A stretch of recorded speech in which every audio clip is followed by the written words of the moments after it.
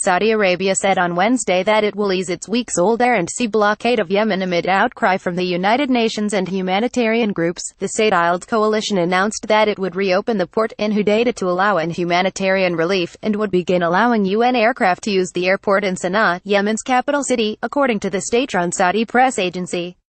The Saudis tightened a military blockade on Yemen earlier this month, completely shutting off ports and airports, after the Iran-backed Houthi rebel group fired a missile deep into Saudi Arabia before it was intercepted near the airport in Riyadh, the country's capital.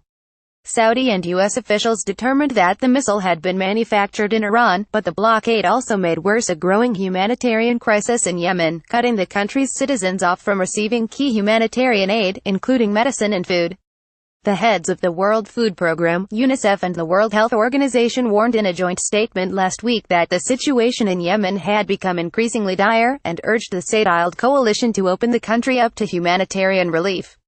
All of the country's ports, including those in areas held by the opposition, should be reopened without delay, the agency head said. This is the only way that uncharted ships can deliver the vital humanitarian cargo that the population needs to survive. The blockade, according to the agencies, has put 7 million people on the verge of famine. Saudi Arabia began reopening some ports and airports last week, but the port at Hudaydah, Yemen's main entry point for humanitarian aid, remained shuttered.